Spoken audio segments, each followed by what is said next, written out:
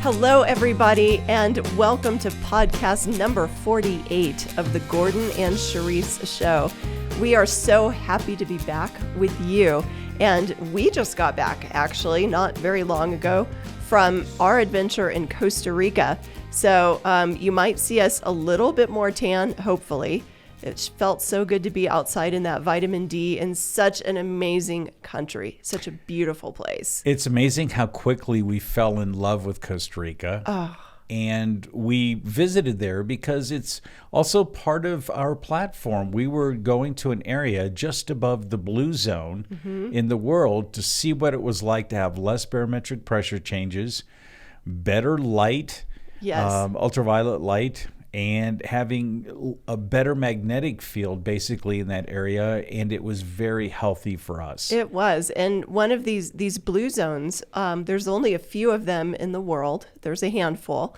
And it means that these are areas where people live to be hundreds, centurions. There's more centurions that live there with a quality of life. So let me just preface it by saying they're not living miserably. They're living full of life. Yes, they are. And so it's really interesting in our pursuit of living abundantly, even in pain.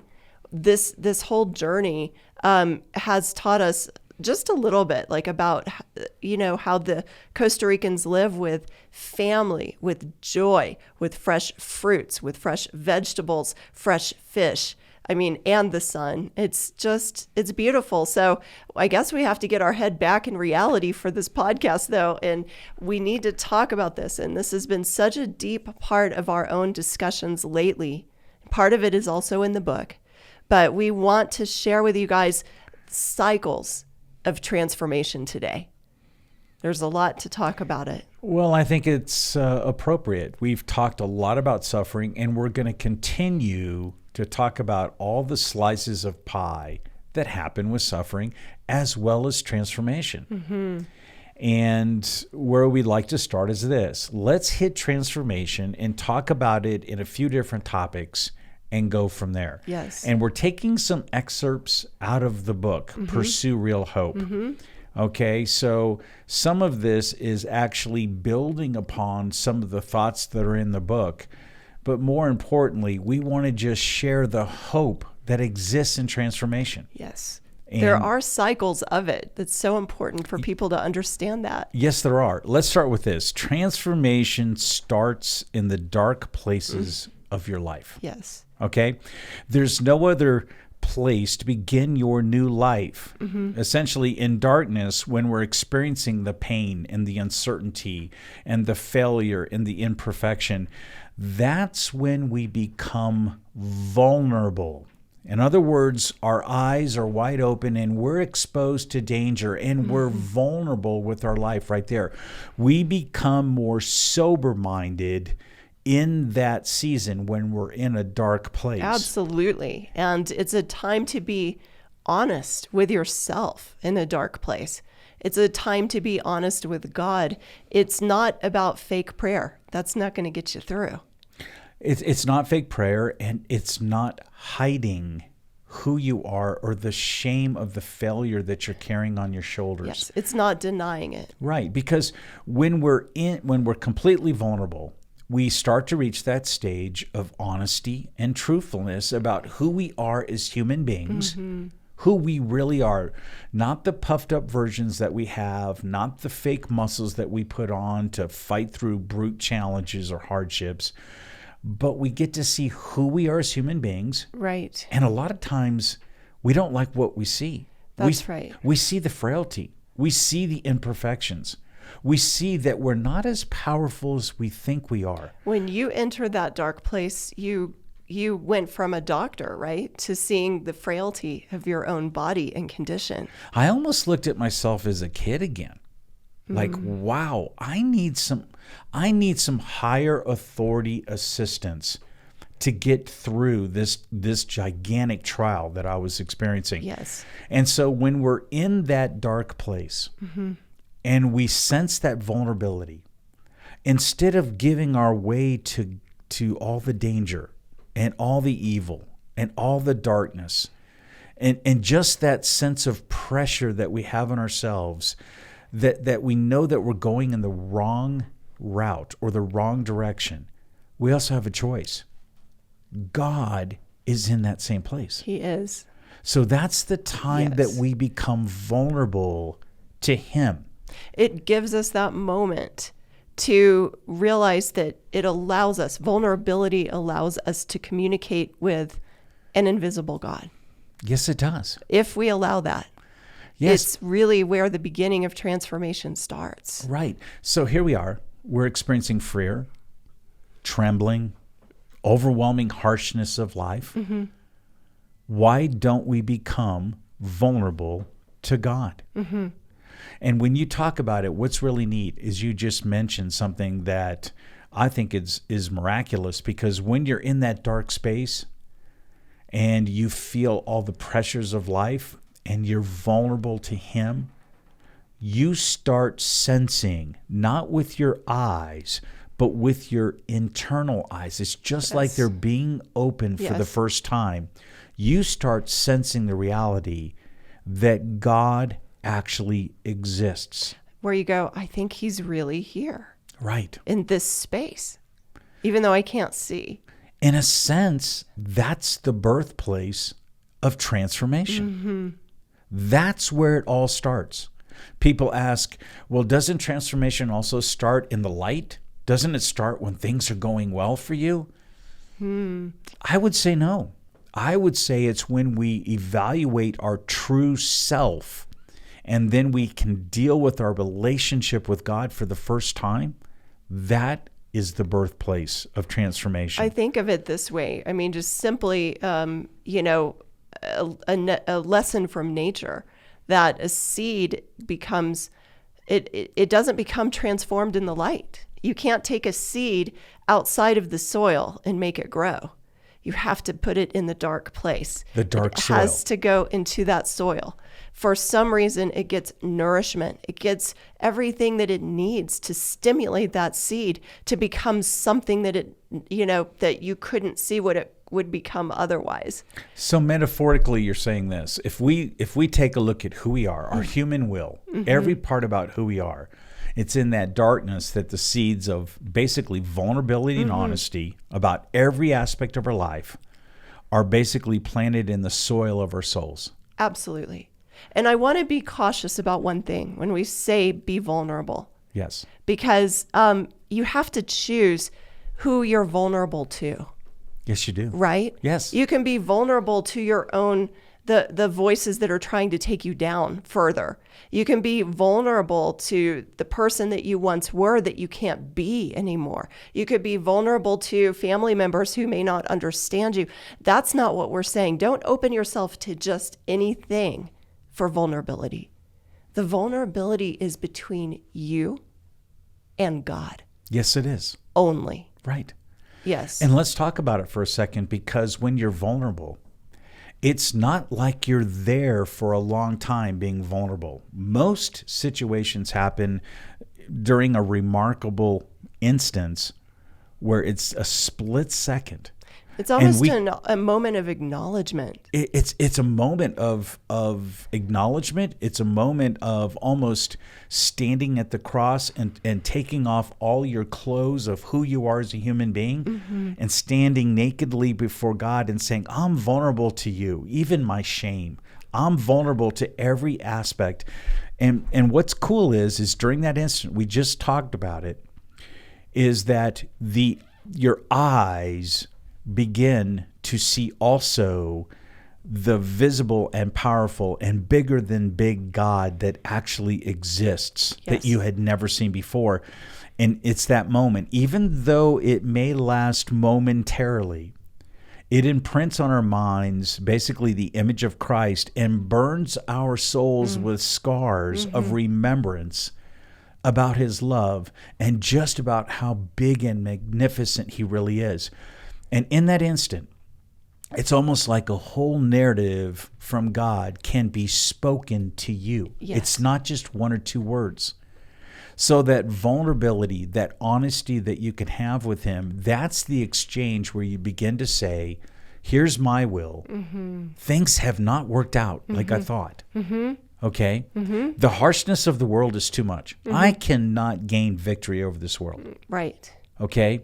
My pain is reminding me that I cannot do that. So here's what I'm going to do now. I'm going to forfeit my will and hand it over into the hands of God because I want to live according to His will. That's when the conversion happens. That's when amazing. that's when that born again experience through Christ I love it. absolutely happens. Can I say this about vulnerability too? Absolutely. So as the spouse, living with somebody who has pain, Yes. the vulnerability that I've found that I've had to open up to with God, the vulnerability of the fact that I can't fix it. I had to be vulnerable because for me, it's like, how do I fix it? How do I the little voice just doesn't stop. How do I fix it? How do I fix it? How do I make it better? How do I fix my husband? And, beating you up, I realized didn't help. I'm just kidding. Honey, why do you want to fix me so badly? Well, I just want you to feel the most vital that you can feel. And of course we love each other, and it's very hard at times to see you deal with the pain, even with your beautiful tan right now. As you work through this, you might be in bed later today after doing a podcast because you've given your body everything it can get, to get through this stage of the podcast. But the vulnerability that I have had to be real with God about is definitely the fact that I can't fix it, and B, I'm not supposed to fix it. No, you're not. So the release inside of me in that space with God to say, wow, that I actually feel like 100 pounds are off of my soul that I was carrying for many years in our marriage. So related to what we just discussed, that moment of conversion that happens when we hand over our wills to God and we literally ask for Christ to take over every part of our life. We submit to Him. We declare Him as our Savior. We know He's been in the darkness with us, and He actually doesn't see darkness. He sees light. So when we start to see Him, we realize that people do not change people. Yes. Huge lesson. Huge lesson. In our marriage. So God teaches us when we hand over our will to Him, He's the one. He's the creator. He's the architect. He is the great physician and transformer. That is the process that occurs for us in which we can change into transformation. And that's the very second that this starts to happen. Because He is light, we start to see light in our place of darkness. That's when we're given that cup of hope. That's when even a drop of water in that cup brings us hope and gives us enough energy and strength to take another step. Absolutely. Okay? So that's when we realize that we're in this position, and this is our theme for this season, which I'm glad to share with the audience. You start entering into a state of becoming. Yes. You're no longer your former self, even with all your pain. And your pain will still come with you because it's still part of you right now. You still carry and bear the scars and the loads of that pain. You can now start moving into a position of becoming. You're becoming new. And that all happens through the trigger of Christ. It happens through His grace, His mercies, His love for us. Yes. As you say, transformation changes your perspectives. And that perspective is about not who we've been, but about who we are becoming. Yes, it is. And I've found just through some of our own personal conversations, some of our bigger decisions about life in this stage of life, that you and I are so unified in this place about becoming. We're learning together that we get to make decisions not on who we've been. If we make decisions about life going forward based on who we've been, we're never going to actually make the right decision, because who we've been is not who we're becoming. So when we're making decisions on who we're becoming, I mean, it's free. This is another element. Again, I must be floating, because this is another thing. This is another thing that has really freed me up in this time of life with you. I am so glad you're free. Go ahead. But that part about who are we becoming? And again, you said it. You don't have to mask the pain to step into that place. Okay, there's pain. That the pain is not who I'm becoming, though. God is still working through that pain into something that he is going to use for his glory. And something that's so amazing about that is, who are we becoming in that? That decision is like our North Star right now, navigating us into the next best decision for our life. What a beautiful cycle of transformation. Okay? So as we move forward, we know this.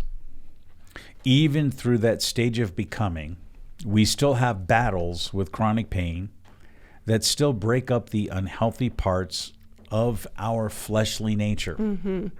And while this sense of purification feels like an exercise of dying to ourselves, it also demonstrates God's creative process. In other words, as we're becoming, he's making new life. And one point that I want to stress in this, that sometimes it's only that he can see the process, we can't. We're even blind to it. And from that, from the sense that he's making new life, he can sprout from the lifeless parts in us, the broken parts, the things that we think are absolutely dead or ugly. He can make those parts new again. And so we do this. We come from that conversion stage. We're in the darkness. We're vulnerable. We move into that conversion stage. Now we're in a stage where the pain is still there. We're still going through trials. Even as born-again Christians, or even strong in our faith, we're still going through those trials. We're becoming new. But a lot of that process, we've seen this, he can only see it. So what truths can we learn from this? I have to say, the very first thing, this is just popping into my mind as you say this. This is what this is about. This is a popping into the mind podcast. It is incredible, because I love this idea. What we're becoming can even remain hidden from us, and only God sees it, because if we could see it all, we would take ownership of it all. Yes, we would. We would not need him. Why would we need faith? Why would we need to trust God if we could see it all? If we knew everything about the becoming, if we knew everything about the hidden stuff that he is working and cultivating out of our junk, if we could see it all, we would claim it all, because that's our human nature, is to just, it's like this thing about, I want to own it.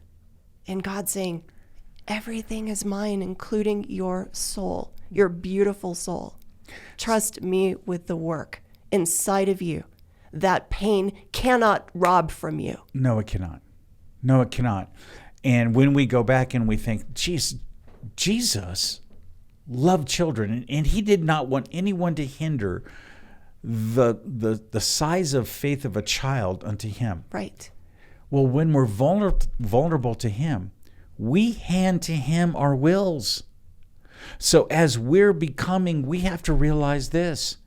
It's not that we start moving with authority on our ability that we had previously in our former life. We have to grow in spiritual maturity and walk in the authority of what righteousness really means, because God has made us part of his eternal family. Absolutely. So let's talk about these truths, Sharice, that he can only see. Number one, okay, and I notice I do this in the podcast. I'll say, like, here's 2 or 3 different things. I'll do number one, and then I never say number 2. That's right. But I'm going to do this on this podcast. Do you think we'll get to number 2? I hope we do. Number one, here's what we can learn. We can start to look at our painful challenges differently, okay? So instead of merely focusing sharply on our seemingly hopeless suffering, yes, we can make that decision. In other words, we can decide to look onto God for real assurance. Start believing. Don't let your mind quickly dispose of your sobering moments that you had with God. That's so when you were good. completely vulnerable to Yes, Him. absolutely. Your circumstances Absolutely. do not have to be perfect in order to experience the reality of God's divine nature. In fact, they will never be perfect. They will never This be is- perfect. Yes. So we've learned those things in the darkness.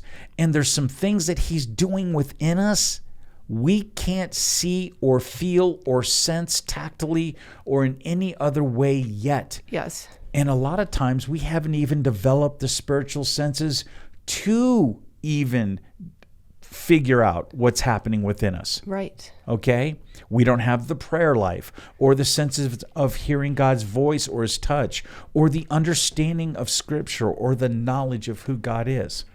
But Okay? God knows. God knows. So go to number 2 before you miss it. Yes. Number 2. Okay, I'm proud to do this today, okay?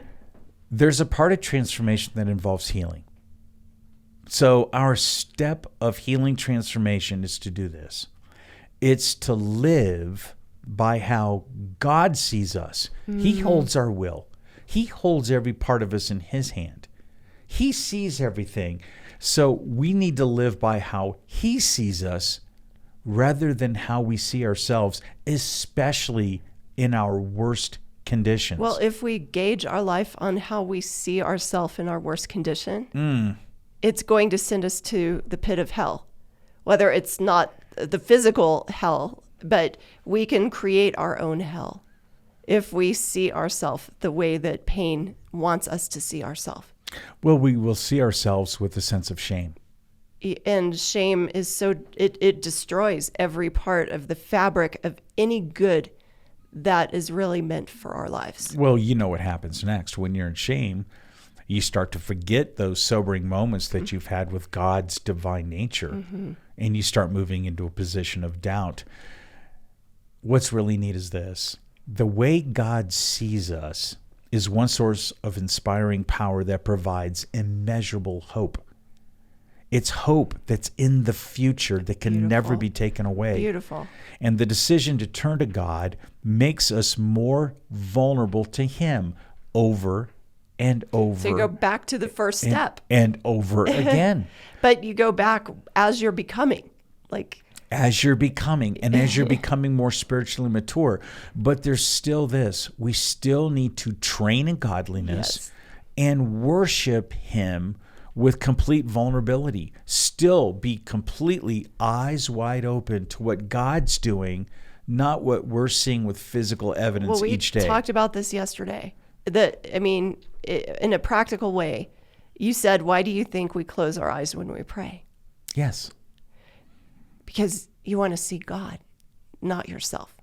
You want to connect to Him.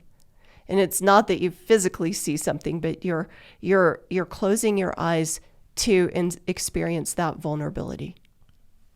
It's to sense His voice and His movement in our lives. Yes. And as well, we want to clear our mind of all the mental debris of this world. And there's all enough. The chaos, when all you're the in confusion. pain, the mental part, I find that's the battle of just sensory overload, trying to multitask.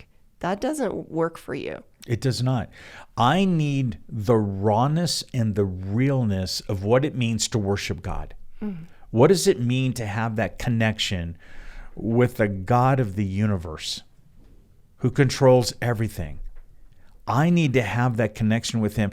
I'm in awe that He wants to even have a connection with me. I'm in awe that He wants to have connection with each individual human being on this planet. Yes. And when they're in pain, oh my goodness, He wants to have a connection with you. And so each time we worship Him, can we do this? Can we worship Him with a spirit of sincerity and truth instead of trying to cover up the shame that's in our lives? That's what this podcast is about. Yes, it is. To get real in that dark place. And that's part of the momentum that we see with transformation. We're talking about the steps that help someone who's completely hopeless, who's completely bedridden, who's completely giving up on life or close to it.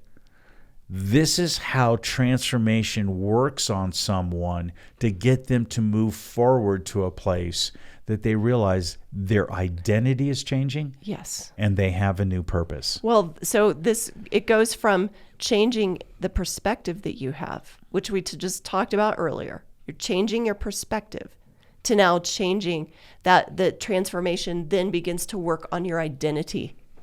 Yes, it does. And this is huge, Gordon. We know this. This is huge in what I've been a witness to and how I've perceived you in our marriage. But I want you to start. Honey, I'm almost scared to ask. What did you want to say about that? I've seen your identity change from one, and you really were never a victim type person, but I've seen you change and mature through your pain so that there is never a why me anymore. You've become an overcomer, even though the pain doesn't go away. Your new identity is not to be identified as a pain sufferer, but a pain overcomer. And there is a big change. I mean, Gordon, it's life-changing for all of us who love you and know you, and especially your wife who lives with you every day. The perspective is unbelievable, but it's what God did in that dark space. Then he changed your perception of pain, and then it changed your identity. Yes, it did. So let's take this for the audience member. Most people are up here. They're standing here. Then they go through something that causes total and permanent disability. Mm-hmm. Maybe they've had several surgeries or a disease, whatever the causing effect, okay? And then they fall down. Well, they have fallen down in stature with their own identity. Mm-hmm. So I was a doctor, down to nothing.